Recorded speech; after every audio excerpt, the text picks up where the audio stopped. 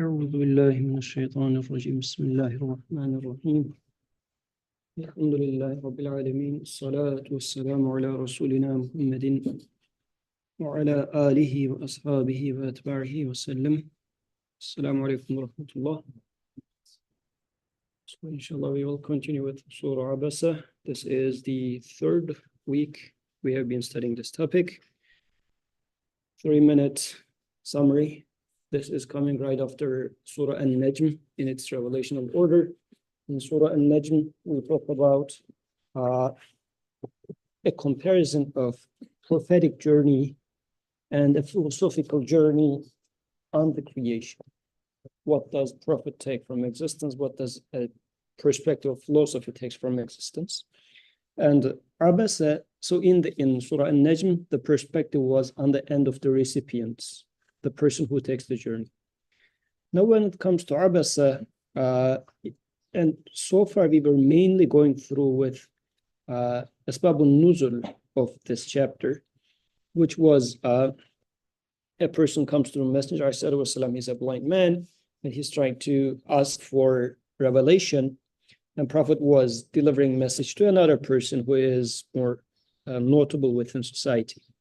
So in this case, in Surah Abasa, if we read it within that context, now we are comparing the two people. Now I am being in the position of deliverer of the message. Now there are two people who is going to receive it. One is saying that, well, I have enough of it. I'm not really interested in your message. The other one is, but yet a notable person within society. The other person is a blind person, yet very eager to receive the message. So this was the two. And we talked about 3 chunks of the surah. And the first chunk we studied in the past 2 weeks was talking about the setup. The first verses were about this blind man, yet eager to receive the message, and this notable person, yet not interested in hearing the message. And I'm going to highlight one word here, which is going to become useful eventually. Amma man istaghna, this word here, as for the one who considers themselves self-sufficient. So we'll keep that word in mind. And then last week we talked about, because in the following verses started talking about the scripture revelation, how it is elevated, it is clean, written or set down by scribes, noble and righteous. We talked about that last week. And now let's come to the second chunk of verses.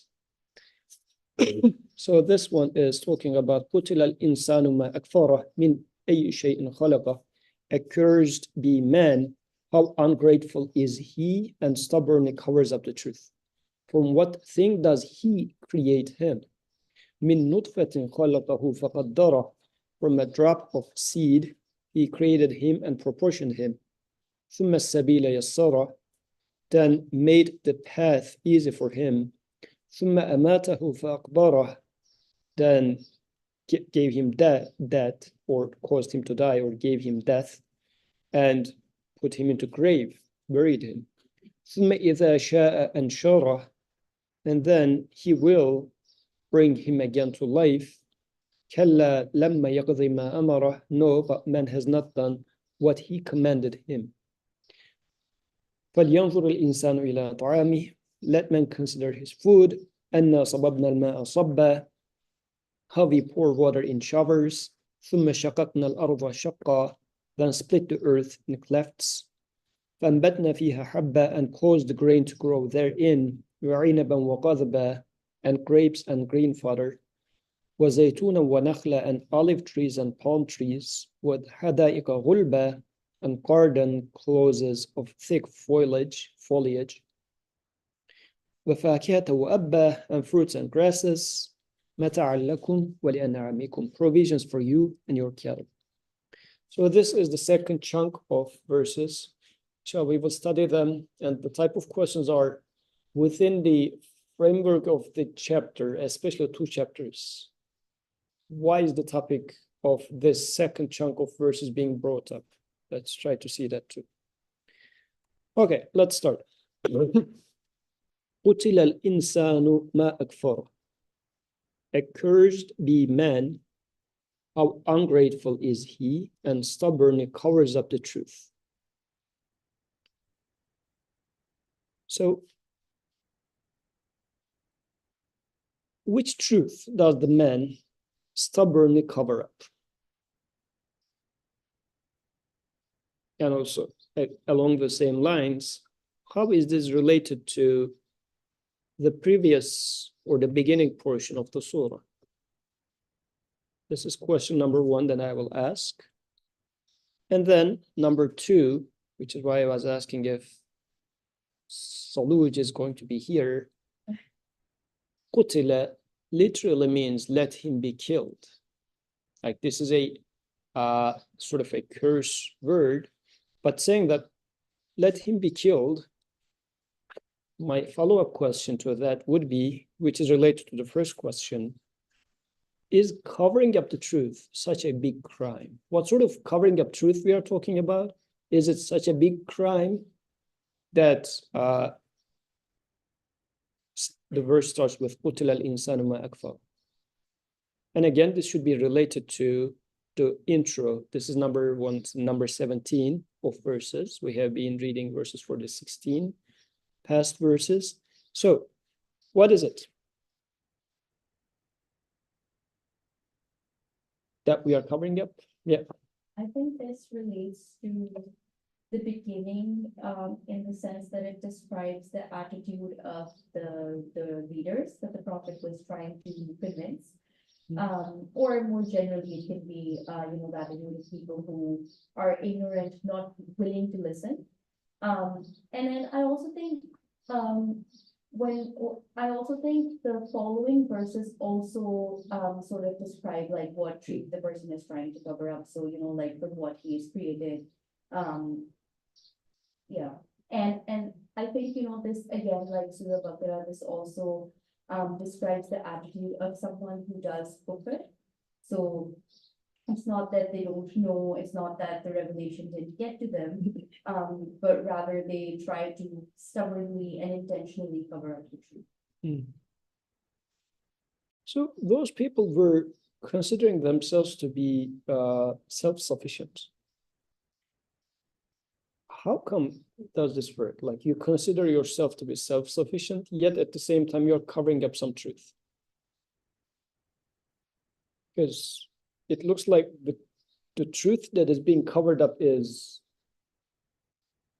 at odds with being self-sufficient. Yes. I think that is how they're covering up. Like they think that they're self-sufficient and think that they don't realize their own mistakes, and it is. That wouldn't be covering up. I think. Yeah, not realizing your own problem wouldn't be covering up. Yeah.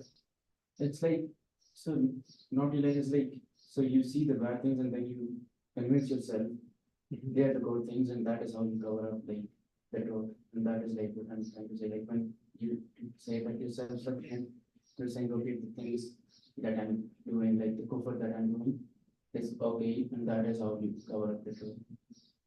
Right. So, relating this back to how the Prophet peace be upon him was trying to talk to the leaders of Makkah.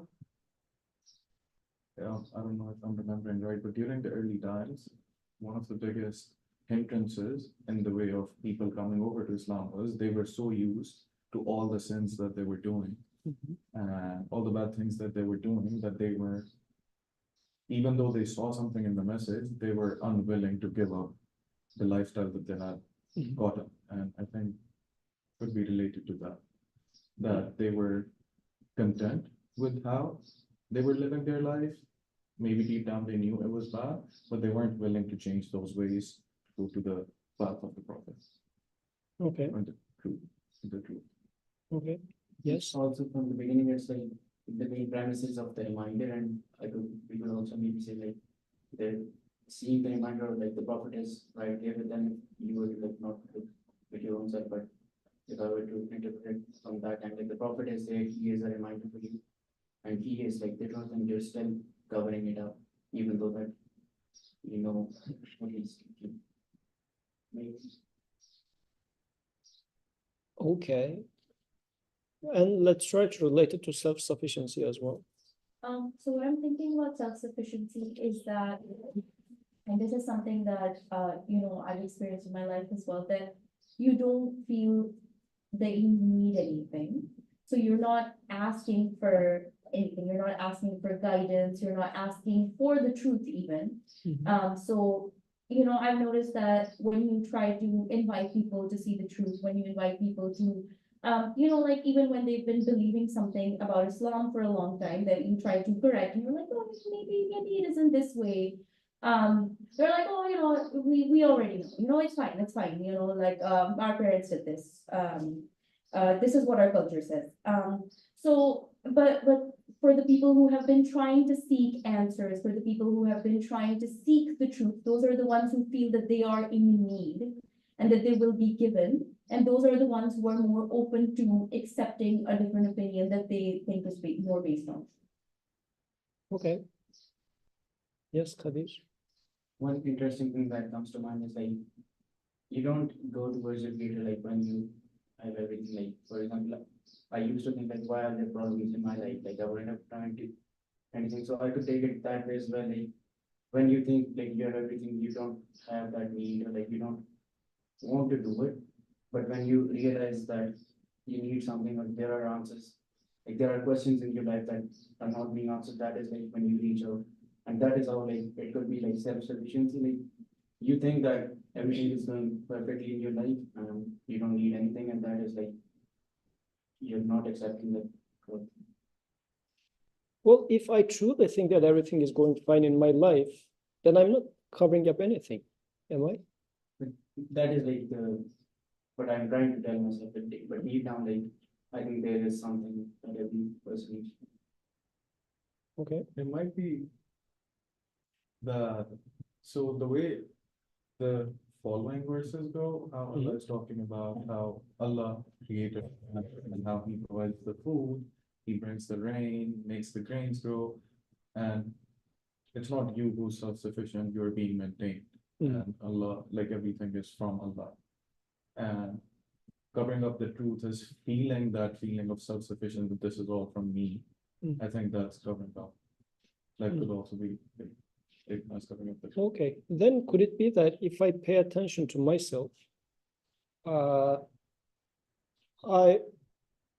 mean, listen to myself, I will realize that I'm trying to hide something, even from myself or from people, which is I am so much in need of, or in need of someone who is maintaining. But the thing that I'm covering up in here is I'm sufficient. I am sufficient in terms of sustaining my body, sustaining my life.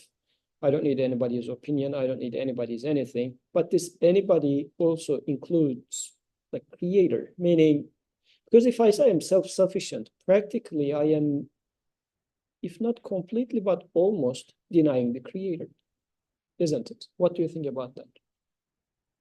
If- Could you repeat the start of that? If I claim that I am enough to myself, does this mean that I am denying the creator? Or no? I think not necessarily. I think tied to everything else in Islam, it would make it denying the creator, but I'm thinking that, the creator could create you to be self-sufficient after creating you. And I guess creator can create a stone which is greater than what he cannot lift. I mean, it sounded like that, that's why. So that sort of an argument is a cyclical argument. So creator can create you self-sufficient is a cyclical argument, actually. Is the sun self-sufficient? Is the sun, Is the sun self-sufficient? it doesn't breathe or, eat food, sleep. Yeah, but it needs fire. And its fire is getting consumed. Yep. Yes, the neediness don't exist, and since neediness exists, then I think that we need to again start from ourselves, right? you feel the Rather than hypothesizing, let's look at our reality. What are we? Yeah. So I guess if you pin it like just yourself, the way you're breathing, if you start like attributing, oh, I'm breathing in because oxygen is coming in, it's keeping me alive. In that sense, you are feeling self-sufficient that, oh, I can live on my own. I can grow my own fruit or I can grow my own food.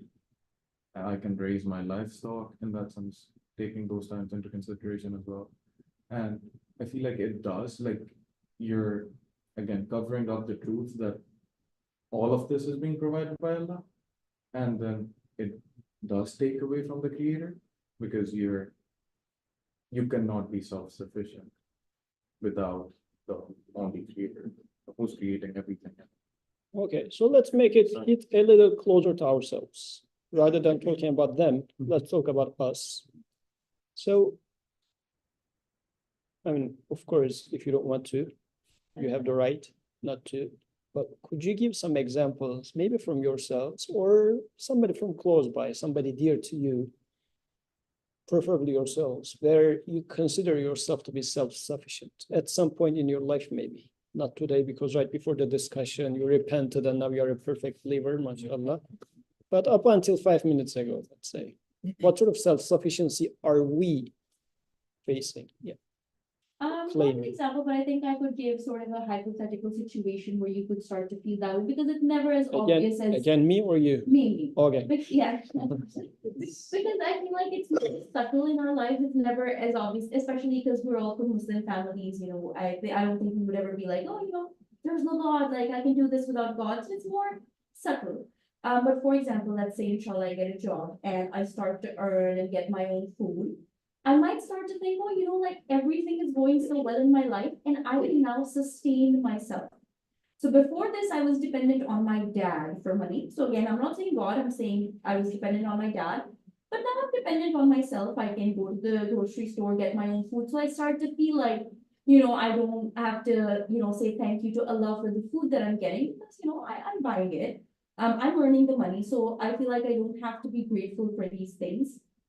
So I think in that way, you know, I could start to feel like I am self-sufficient and sustaining myself. But what we don't realize is that, you know, we are created needy and we are created in this world with resources by the one who sustains us. So, you know, everything, I think about only the grocery store, but I'm not thinking about, you know, where it's all coming from.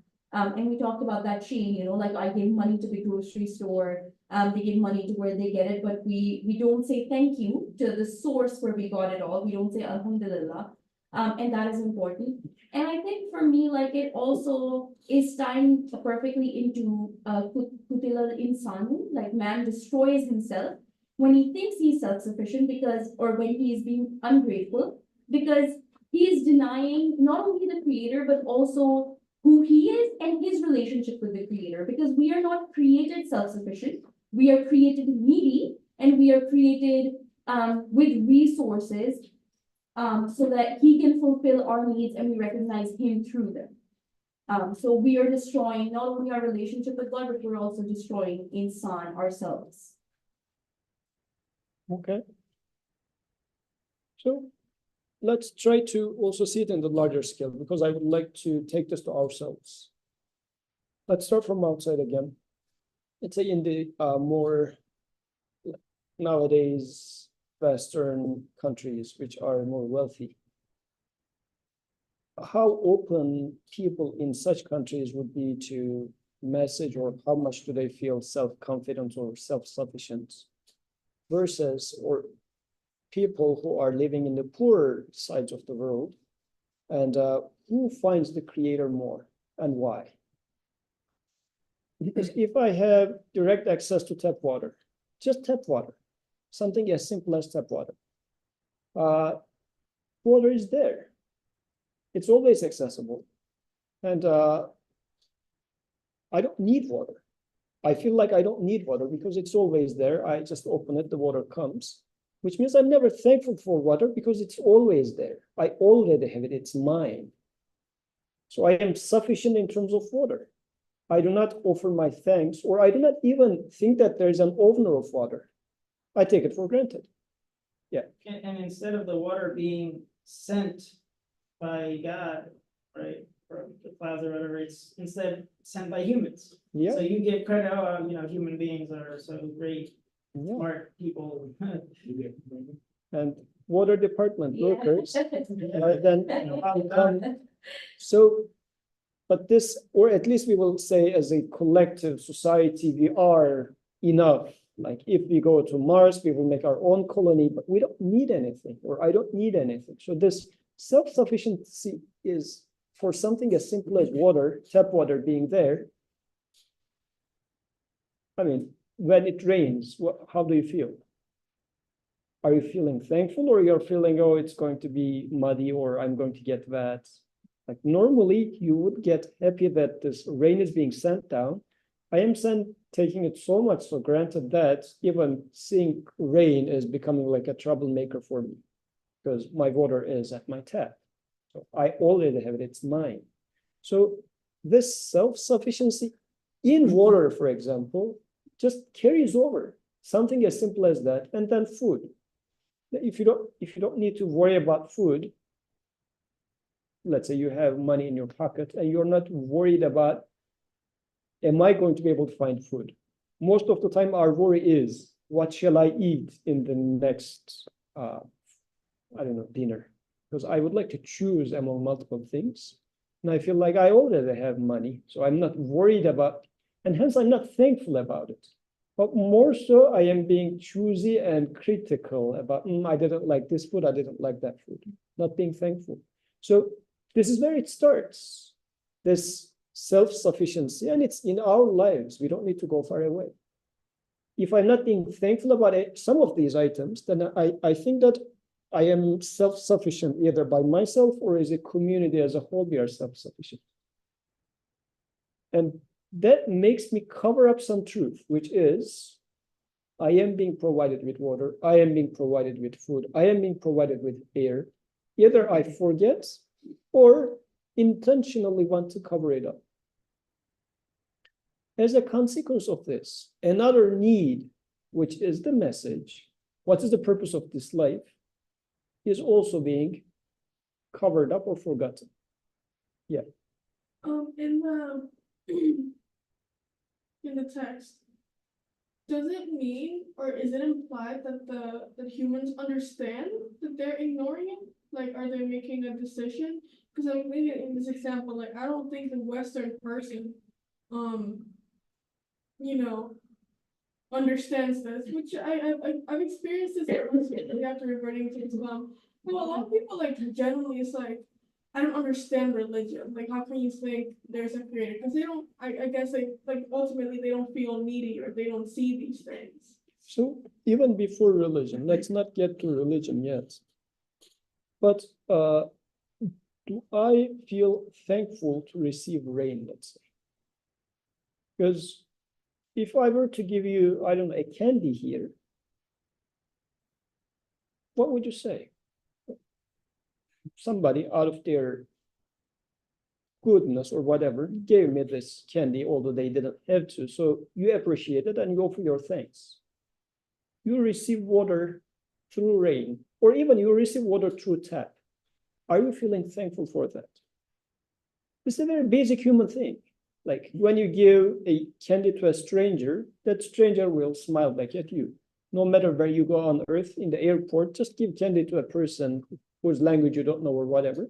They will smile back at you and just make some motion to offer their thankfulness. So this is a very human feeling in there. Do I respond to that with thanks? The answer would be no, but that's because we don't see a value in the tap water. So how can you learn to value? Right? Is that something they have to be taught? That's not intrinsic. So water, I don't see the value in there, or I take it for granted. Like, because if there's no water, you're feeling thirsty for sure. Is it that it's not valuable, or what's wrong in there? Yes. I think since your need is being fulfilled constantly without any, like if you go to, like you gave the example of poorer countries. Some countries don't have access to that water and then you feel the need. So once you get it, you feel thankful of it. So once you're deprived of all these things that you take for granted, that's when you actually know the importance of it. Very good point. But let's ask the question. Go ahead. If your need for water is always being fulfilled, do you have a need anymore? If your need for water is fulfilled, and you do not realize the need for water, does this mean that you don't have any needs? Like, is the Western civilization, the Western civilization, just because it's wealthy now, like people in the West, are they lack of need? Type of need is changing, but are they lacking need? Or even they're more needy? What do you think? Who is more needy? Somebody who is living in like some far distant African village, or somebody in Philadelphia? Who is more needy? Depends on the need. As a human being, what do you think? Like, if we were to give them a pencil and paper and say that, write down what you need, which list is going to be longer? I feel like in my opinion, they're both needy because they're both contingent beings, so whether they're aware Yeah, of the need, it's like they don't have immortality, do you know what I mean? that's right. By definition, yes, that's correct. But even if we are asking them how needy they feel, of course, everybody needs water. But let's say the guy living in the city is not cognizant that he needs water because it's already in the tap. But we will give them a pencil and paper and say that, write what you would like to receive for your Christmas gift, since we are here. Like, what would you like to receive? Fancy car. Which list is going to be longer? Philadelphia? Even the civilization made us more needy, actually, because there are many more things out there. Maybe the person in a distant village of Africa would say, we would like a well to our village. We would like to have a little more rain so that we can get some grain, so that we have bread and some needs, let's say, some basic needs. Yeah. I think it's also like the value system of the person, so I don't know if it's necessarily related to where they are geographically. I think it's the value system because some people, like in the West, there could be a person, I'm saying theoretically, that they view giving as more fulfilling. Like their, purpose in life, why they exist, they view giving as more fulfilling than receiving, right? Being the hand that gives versus the hand that receives. So for that person, that list could be the same length as the list of a person in some remote village that doesn't have access to water consistently, right? So I think it's contingent on the value system of the individual versus. Definitely. So I'm just trying to generalize. I agree. But what I'm trying to say here is, because we are trying to read this as it addresses us, rather than saying that, oh, these people out there are ignorant or they are feeling self-sufficient. Quran speaks to me more than anybody else when I am concerned. And when my Creator talks about the person who considers themselves self-sufficient, I need to say that, do I act like a self-sufficient person, and to what extent? Because the self-sufficiency, wherever it is, it bleeds out. It doesn't stay there. If I feel like monetarily I am self-sufficient, or I feel like tap water is there and I'm feeling self-sufficient and whatnot, it starts bleeding out to other stuff as well. I think that I can accomplish this, I can accomplish that. But there are also things which I know that I am not capable. I am not sufficient. This also bleeds out, meaning maybe I am taking tap water for granted, but I know that I am incapable of fighting certain diseases, or I am incapable of fighting the widening hair. I am getting old. I'm not able to reverse this.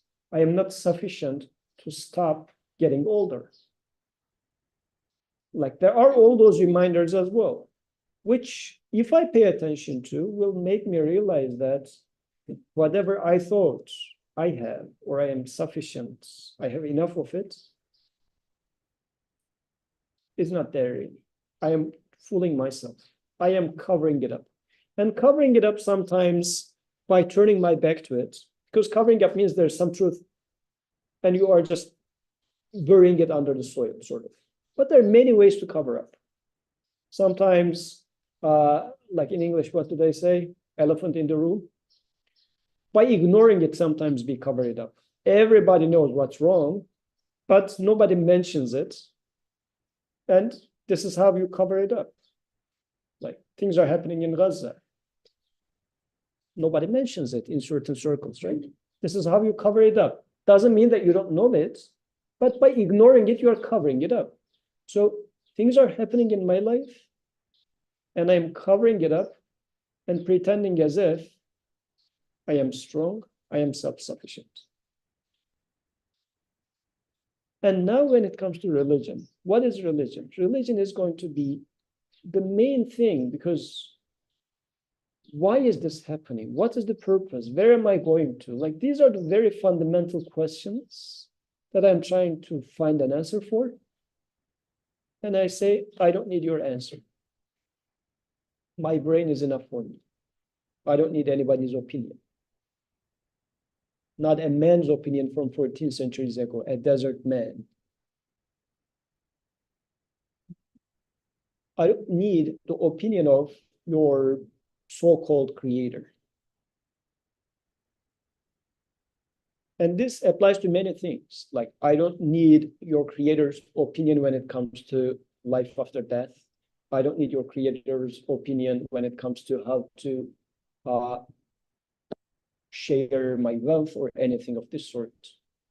When it comes to how I eat, how I sleep, how I don't know, make friends, social life, especially in social life. Many people are okay with having a God, because not having a God is hard, because then it really becomes impossible to explain anything. But they say religions are evil. Or sometimes even they do not say that, but they say that, I mean, religion is evil is even somebody who is trying to take a stand. Another type of people says, well, God created the whole universe and going to mess up with what I eat, what I drink, how I wear. Like, what's the point? As if this is so insignificant, and this is how religion is being disqualified in our lives. I am not interested in God's opinion as it applies to my life. Another way of feeling like self-sufficient or indifferent. This is how it takes to there. So this covering up is coming right after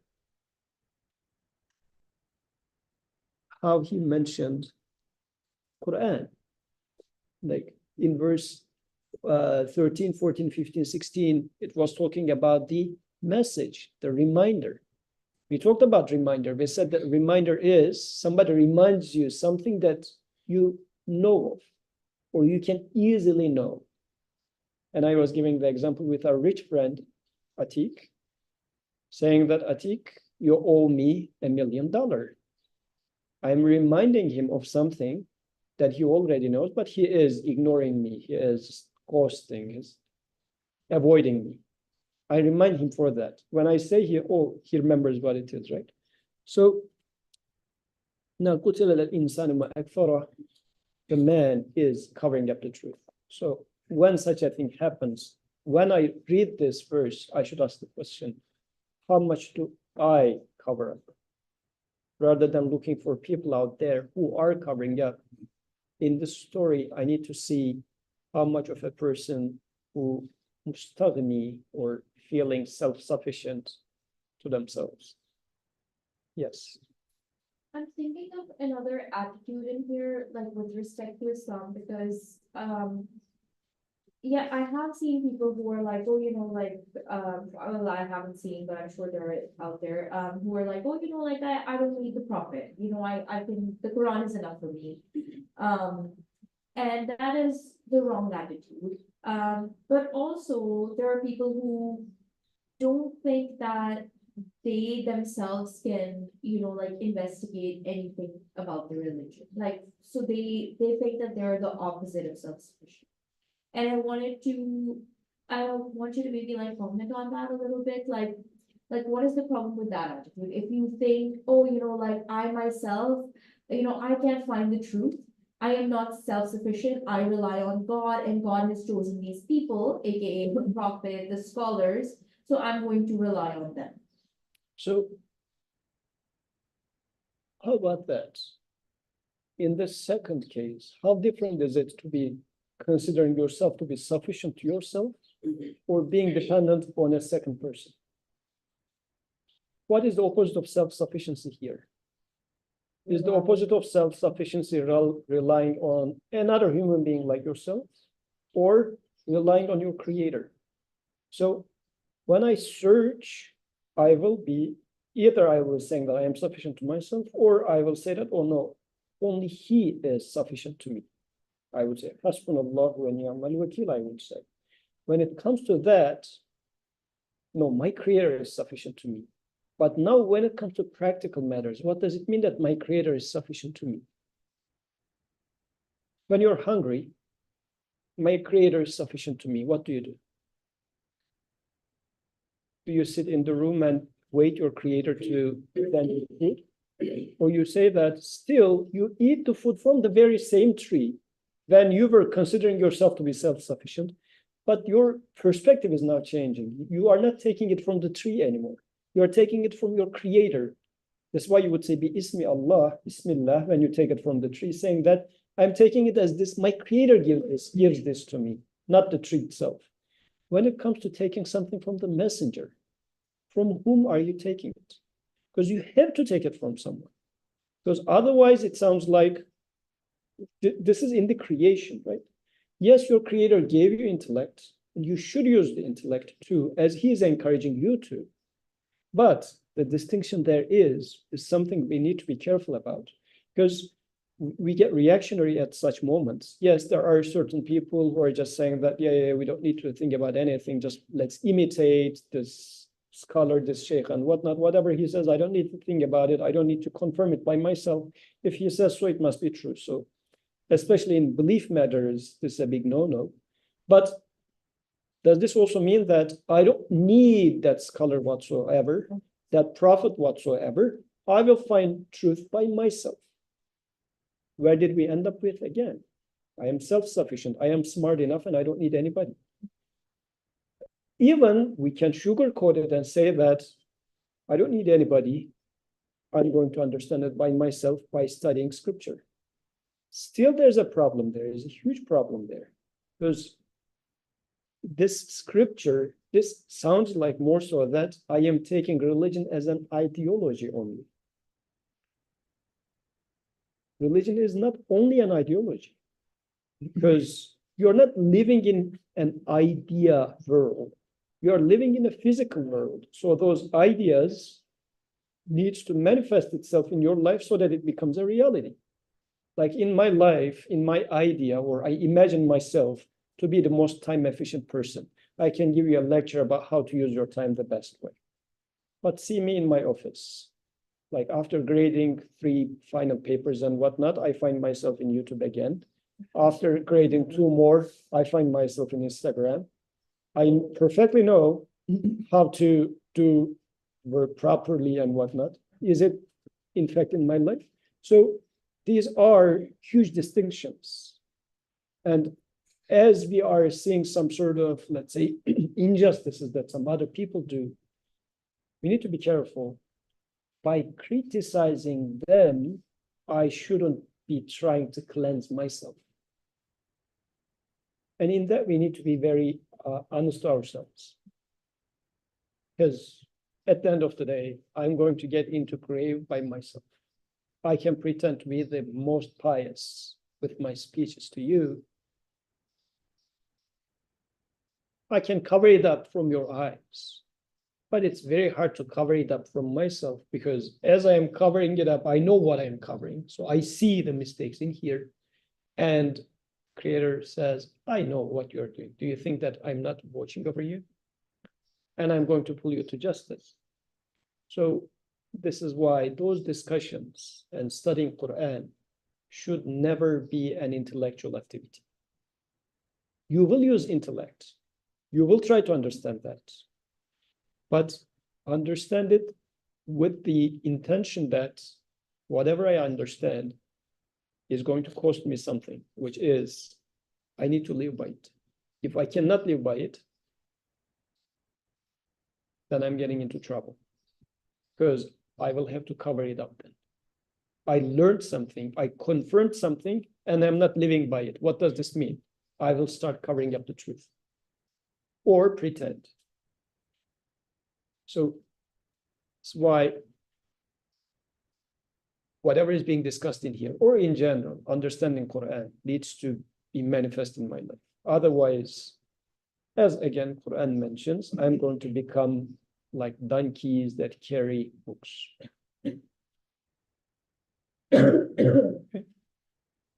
So is covering up such a big crime, so much so that let him be killed is going to be said. In our eyes, is it a big crime? The reason I was referring to Saluj was asking a question yesterday. So he was saying that, can we pray for like Christians and Jews? This is how he asked it, but I'm going to generalize it. Let's say a very nice person, you think, but he's an atheist or he doesn't believe in God or some sort of a thing and passed away. And I have a sympathy towards that person. But passed away means concluded his or her life with this conviction. Quran would mention it as qutila, let him be killed, not showing any sympathy for such a person. But how do I feel about it? Is it really bad? Like he didn't kill anyone, he just didn't accept God at the end of the day. What do you think? Is denial a big deal, or is it just between him and God, not a big deal? I mean, one thing I would raise, not to answer the question, but one thing is like, how do we know that he didn't kill anyone, right? Because it's like not accepting God all your life and then passing away. It's like, how do you know that indirectly your action or inaction didn't lead to whatever number of things, right? Like there's this idea of like, you know, first I saw them come for this group and I did nothing. Then I saw them come for this group and I didn't do anything. And then I saw them for this third, fourth, fifth, sixth group. And then they came for me. You know what I'm saying? So there's this idea of like, just because you don't act in some situation or act in another situation, how do you know that some, like the domino effect, like somewhere down the line, the echo, right, isn't actually injustice or harm or Might be. But let me then clarify the point a little bit. I mean, that's possible. But even a child who is born in a mountaintop, let's say, not having the social anything, yet the message arrived to them, their creator reminded them that, look at the creation, don't you see, I am giving this. But that person said, no, I'm not accepting it, and covered it up and died. And this person was very environment conscious, like always like tree hugger, not killing even an insect, very nice, kind person. But that person was saying that when it comes to God, no God, it just happens by itself. Yeah. I think it could really depend on the importance of things. Like, for example, the example of university that you mostly gave up, I could take it as such. Like you come to the university, you have 4 years, you're being reminded of doing your studies, getting good grades, and you don't do any of that. And then you pass out at the end of the university, and then you don't get a job. And you were supposed to learn, you were supposed to do all of those things. And if you didn't do that, yes, it is such a big crime, because the other things, they don't matter. Like you were not supposed to do all of those things. You were not supposed to party until the university. You were not supposed to maybe play sports even. You were supposed to learn and you did not learn, and that is the biggest crime they could be, because you didn't do what you were supposed to do. From the point of view of being a student, this was the biggest crime that you can do. Like you're on campus, you are being everything but a student. From the point of view of university, that is the biggest crime that you can do. Because you were there to learn and you pretend as if, oh, this is a party ground. Or you came here and you're just looking at things. This is the biggest insult that one can do in this example to university. What is the biggest insult to the existence? Like, what's wrong with killing someone? By killing someone, I am saying that like this person doesn't worth life. I am being disrespectful to the right of this person, which is life. And I'm saying that, no, I'm going to take it away. Killing someone is such a big crime because it's at the very utmost level a disrespect for the right of that person. What's the right of this existence? I am being very disrespectful to the things themselves when I say this tree, well, it's just a random thing that happened to exist. Rather than saying that it is a very meaningful poem of my creator, who is telling me that I am sustaining you, I am providing you, I am loving you. This is what a tree would be, but I take it as what? Just a natural thing. Natural means it happened to be by itself, randomly, doesn't have any owner. What an insult it's going to be for that being. So unbelief or denial is cutting the connection. I mean, let me put it this way. In all cultures, I guess, it's a curse to say somebody that your father is unidentifiable in any culture, right? It's a huge curse. What are you doing? And let's say somebody has a father, but you come and say to that person that he's not your father. It's a huge insult. Why? You're cutting the connection between that person and his father.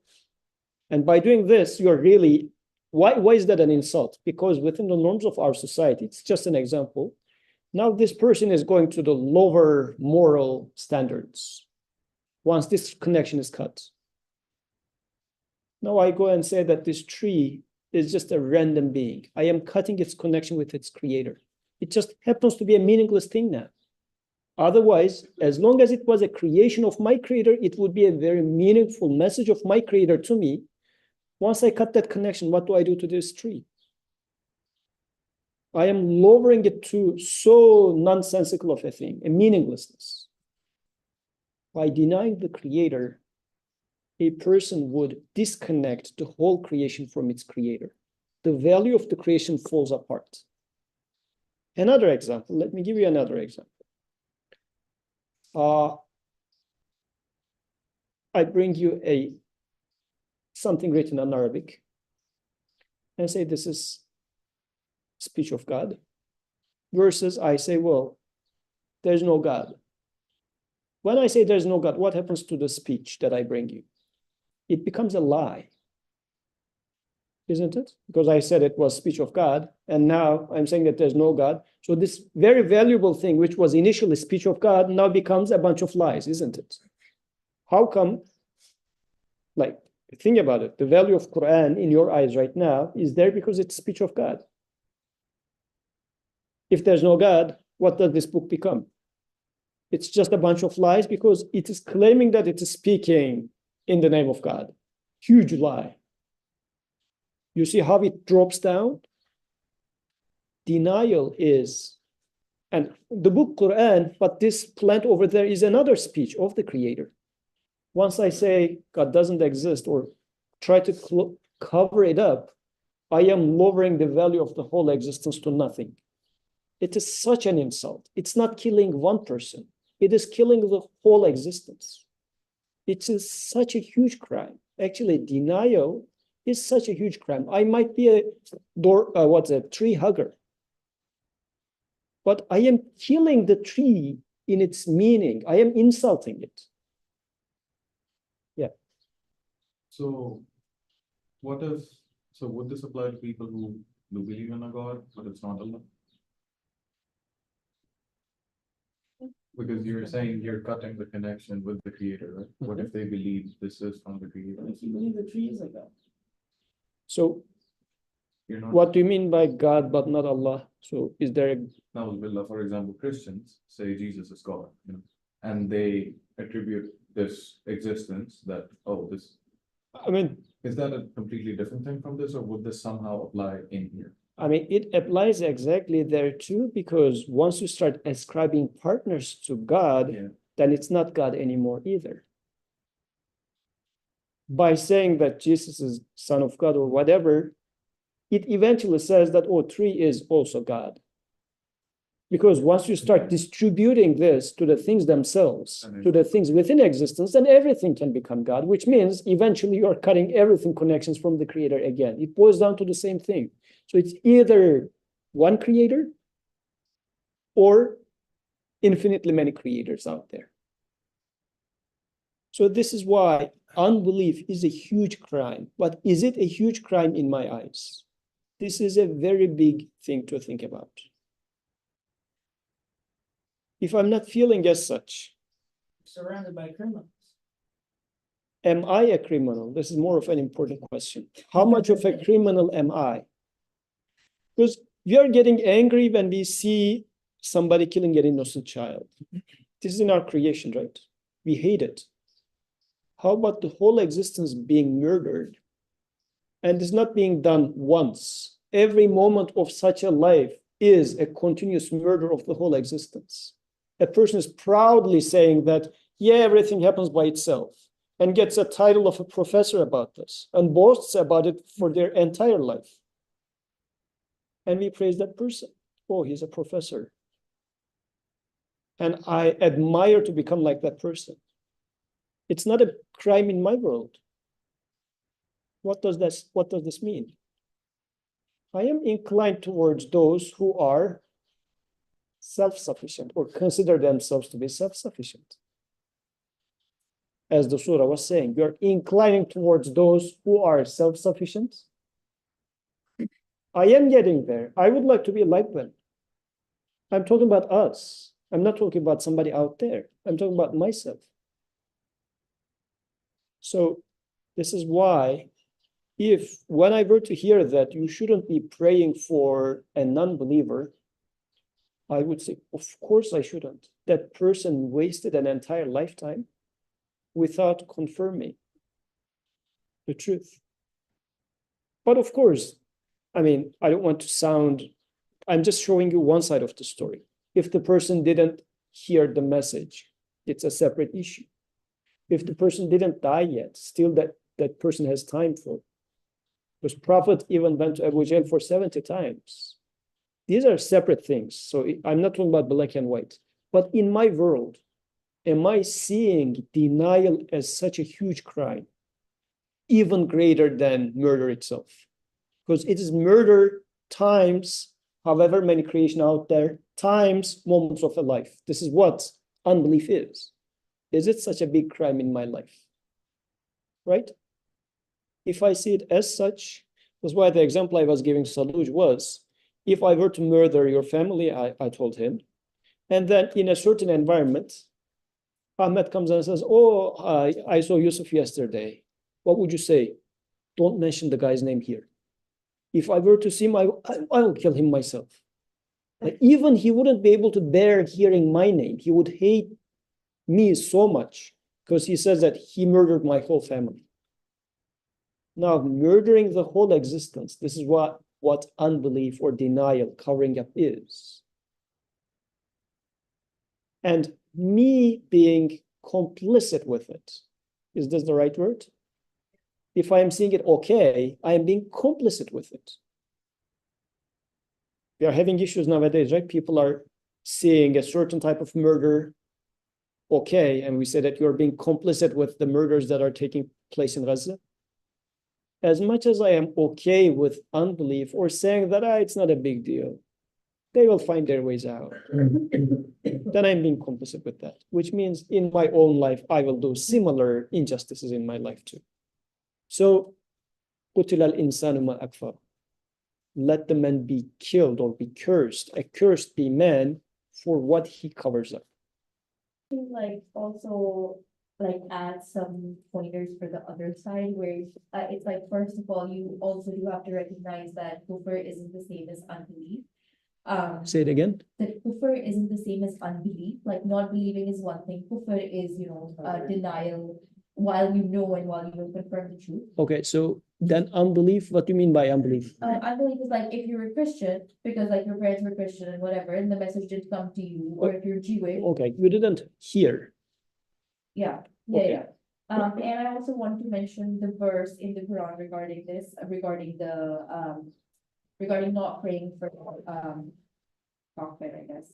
It is not for the prophet and those who have believed to ask forgiveness for the polytheists, even if they were relatives, after it has become clear to them that they are companions of hellfire.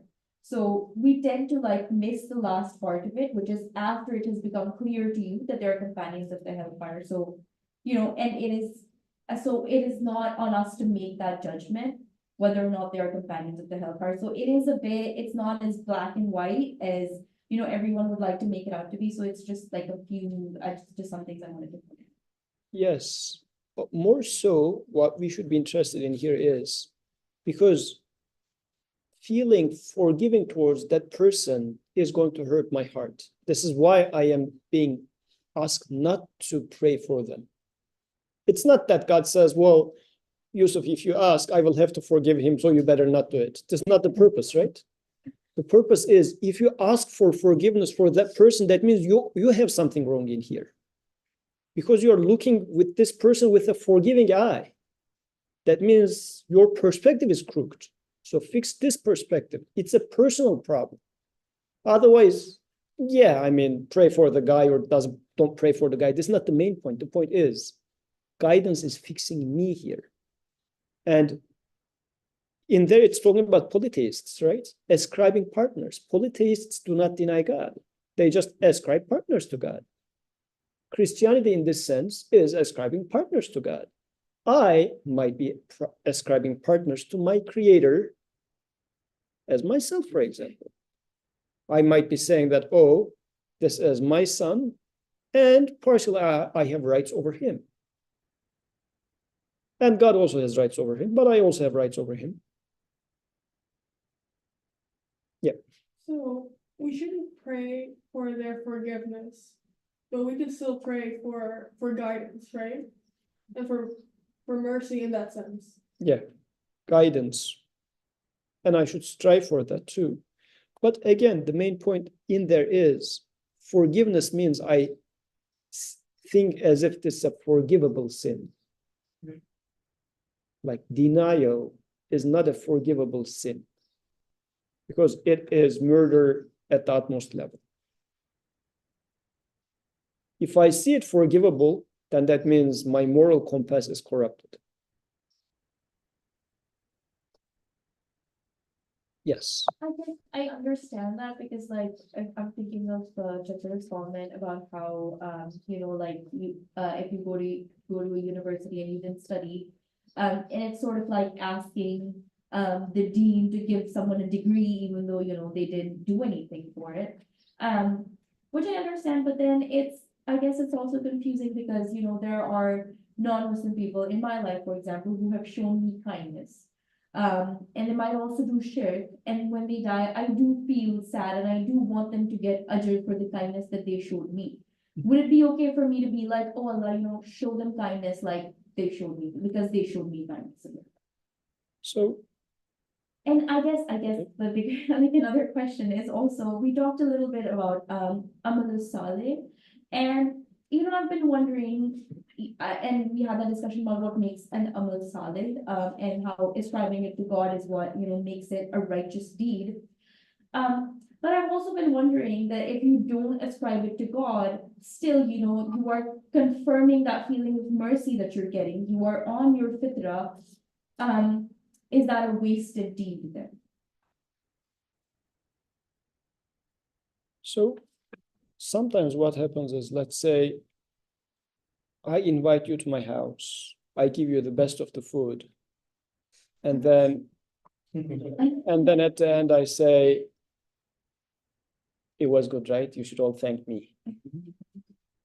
How would you feel about it? I mean, if only you haven't invited us. You spoiled everything. Like, you put all this effort and everything, and now you made this nonsense talk. With your word, you really spoiled everything from the beginning. Because it sometimes happens that, like, I have such friends, we would say that, well, I mean, don't do good deeds if you're going to talk. If you are talking, it's better you not, if this deed is going to be followed by some sort of request for pay me back, because this is what talk means, right? Appreciate me. If you're going to ask that, you better not do it at the beginning. Don't you say that to some people? So this is how it's going. But sometimes, practically speaking, yes, you do see that this person had some good quality in there, like some soft-heartedness. Quran is mentioned Christians as soft-hearted as well, like, right? You will find them soft-hearted. Good qualities there. This doesn't mean that black and white, this person is a horrible person and whatnot. But again, let's try to look at it closer so that we can make more sense of it. Because once we start thinking about Christian person, Jewish person, how much of a Christian traits you carry within yourself? How much of a Jewish traits you carry within yourself? Are you 100% Muslim in this sense? Muslim meaning submitting everything to the Creator. Or if you are ascribing partners to Creator for certain things, then in this regard, I am becoming Christian. Or if I'm reducing everything to the shapes and rituals, I'm becoming a Jewish in this sense in my life. This is why Quran is mentioning all these different things. So shall I be merciful towards my Christian attitudes? Shall I be merciful towards my Jewish attitudes? I shouldn't. Because otherwise, again, if you would like to go with the social aspect of it, per Sharia, Atik is allowed to marry a Christian girl. Is she not going to love that person? Marriage, right? Of course you will love. What that means is this person is not 100% Christian. Like, there are certain traits which are under the title of Christianity per Quranic description, not social description, per Quranic description. Because when Quran talks about those Christians, it talks about certain traits. This is why it's called Christian. Certain traits are being mentioned under the title of Jews. Certain traits are being mentioned under the title of a believer, a mu'min, a Muslim. So your Christian wife could have Muslim characters as well. And those characters are going to be good characters. But at the end of the day, what is my deep conviction? This is where Iman boils down to. Yes, Khadir. Can you also make a distinction, like, there could be Muslims who also, like, it's about the belief, right? Like, it's not about, like, saying I'm a Muslim and then, like, everything is perfectly fine. So there could be, like, Christians who perfectly follow their religion, like, as they've been taught, and, like, as they're going by it, and there could be, like, Jews as well, like, they follow it. So could we do that as well, like, if that is the message that they've received and they're following it, then it could be okay. I mean, this is what people said for the people of Fatra, like between the time of Isa alayhi salam and Prophet wasalam. Those were the people who didn't receive revelation. So the status of these people, and this is generally discussed under the special case of Prophet's parents. So what happened to those people? Like, they lived in a time where the message was so much, covered up or shaded under the shade of people's attention. So they're not going to be held accountable. This is mentioned. So in today's society, if such a person exists, sure, this applies to them. Or maybe they are seeing a Quran or Islam as terror or whatever, as it's being depicted. And rightfully, they are staying away from such a thing. Fine. But this very specific cases, as we go there, we cannot really know what that person is going through. But again, we should take it for ourselves. And where do I stand when it comes to akfara, covering up the truth? What is my stand against this? Because we get very agitated when somebody curses our flag, right? Our country's flag. I know those guys, whatever. We get very emotional and whatnot. When somebody curses with their actions, not even verbally, saying that, oh, no, it's by chance. It's natural, random. Is your blood starting to get stirred? When it says it is random happenings of billions of years, do you get offended? I don't know if it's right, but I feel like my offense comes from a different place, like this idea of someone having spent their whole life not covering up the truth, as you say, and passing away, having done that. It's like, from my perspective, I'm not saying it's a correct perspective, but from my perspective, it's like, I feel like I've been tested so much in different ways that I'm not gonna get into, that like, but this idea of life is a test, right? Like in Surah Al-Mulk, the beginning of verses, right? Talking about to test which of you is best in indeed, like, why should someone who didn't, what I'm saying, just subverted all of that? Like, I just, that's where my offense comes from. It's just like, I just can't compute, like, why, how is that fair? It's basically what I'm saying. So my offense doesn't necessarily come from like this idea of, at a fundamental level, like, creation, right? Like, it's random, it's natural. It's like, that's irritating to me, but it's not as irritating as just there, do you know what I mean? Like, you just did nothing, right? Like nothing happened, and not that they didn't do anything, but like there's no test of like this metaphor of gold and being burned of impurities to reveal the valuable gold underneath, right? Like you didn't undergo any of that, and then you're going to heaven. Do you know what I mean? Like with me, like I just don't. I'm not saying it's to offend anyone. I see. Okay. Okay. There's a point there. So again, in cultures, when somebody curses somebody's mom, why do we get offended?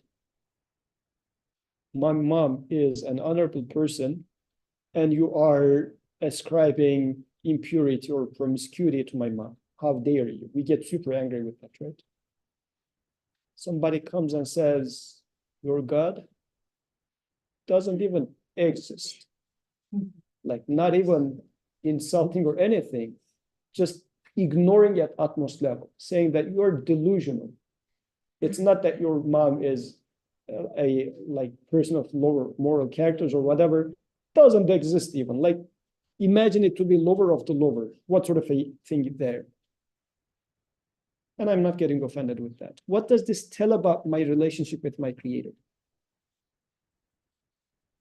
I take it okay. I'm having trouble, to be very honest, feeling, I get the concept, but I'm not sure I would feel offended. Like I would categorize the emotion as like pity more than offense, like.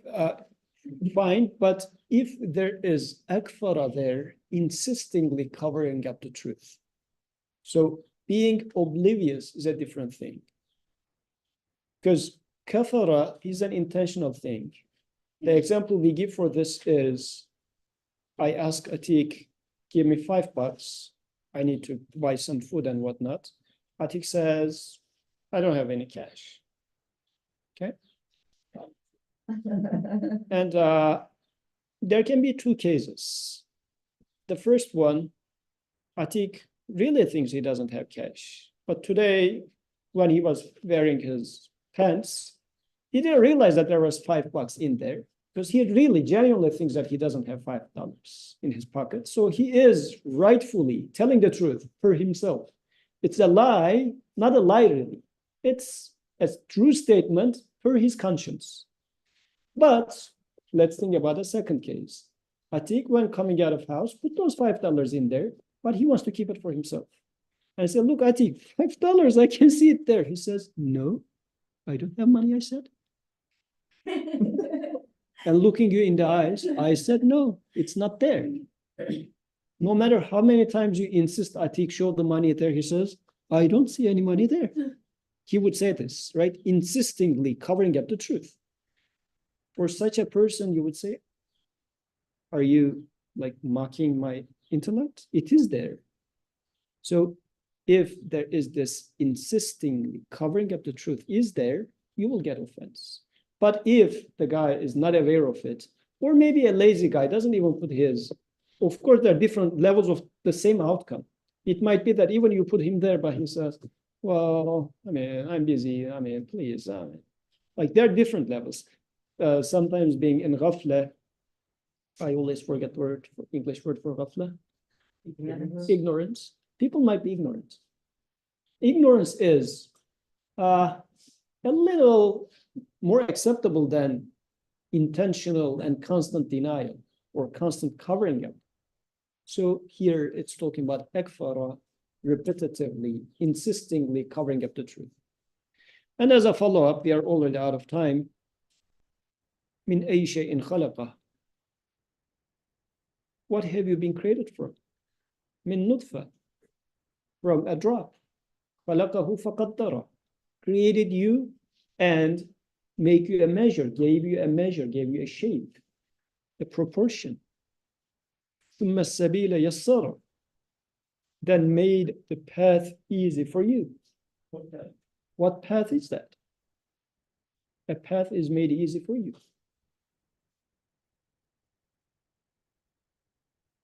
Translation I have, it just mentions like the path and a mother's womb to the world. This is one of the paths we walk from mother's womb to this world. Since it's talking about birth, I feel like that's why they. But eventually it's going to talk about amatahu. So it looks like the sabil is in between the beginning of my life to the end of my life. The whole life itself is a path and it's made easy for me. I was thinking it's the path towards good, like the path that will get him to Jannah is easy, as in like Islam is not a big burden on him. Another path, but multiple paths in life. You're not worried about breathing air, water is there, food is there, to whatever extent. Living this life is being made easy to you. Finding truth is made easy to you. A prophet came, delivered you the message. ثم أماته فأقبره. Then makes you die, gives you death, and buries you. Maybe being ungrateful is made easy. How is that? You know, so we live in the modern century, everything is one button away. It's too easy. ثم إذا شاء أنشره. And then now I'm being reminded of resurrection. كلا لما يقضي ما أمر. But no, he didn't do what he is commanded to do. So verse is attracting my attention to the core or the remedy of solution to my self-sufficiency. Reminds me how many things I take for granted. You were made from a single drop. Who made it? Ask your parents. Did they make you? How did they make you? They were not aware of anything. Up until you were born, they don't know what you were going to look like. Even in the olden days, they wouldn't even know whether you're going to be male or female. Is the child going to be, I mean, we will keep praying, oh Allah, make him like a child who doesn't have any autism or this or that, right? No control. Who made this child? Who made me? Who is making me? Not only at that moment, throughout my life, as I was made by him when I was being born, I am being made continuously as well. Like heart is pumping, lungs are cleaning blood. The whole machinery is working in here. Who is making that? I take these for granted because of this. I mean, these are much more than tap water. The things that I never question. But I am being given all these. And I attribute it to, I have muscles because I go to gym, Planet Fitness, no, Drexel Gym. So I start attributing them to myself. Who is making any of these? And as a consequence, كَلَّا لَمَّا يَقْضِ مَا أَمَرَ. I'm not doing what I'm commanded to do. What am I commanded to do? I was being instructed to remember. I was being commanded to read in the name of my Lord, but I don't do that. Why? Because I feel self-sufficient. Reading in the name of Lord, this was the first and foremost command of the Creator to us in the revelation. But I don't do that. Because I think I am enough. I am smart enough. I have opinions enough for myself. Or I can figure out my life by myself. At the end of the day, you don't need to think too much. Religion is easy. Religion must be easy, right? Let's not think about it too much. Although, oh, it's 8, and I think it's looking at this clock. So,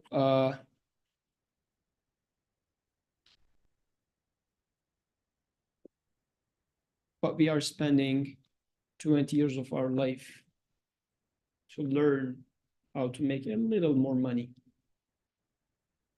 And it's okay. From disbelievers. Getting money from them? We're learning. Oh, yeah. Damn right.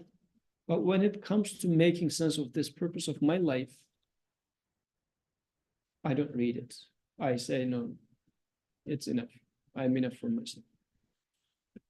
And inshallah, next week, we will study an interesting set of verses, which is going to be a follow-up for this one, which is going to be a remedy for the problem that we are talking about, this self-sufficiency. And inshallah, we will talk about the style of this set of verses too. سبحانك لا علم لنا إلا ما علمتنا إنك أنت العليم الحكيم وآخر دعواهم من الحمد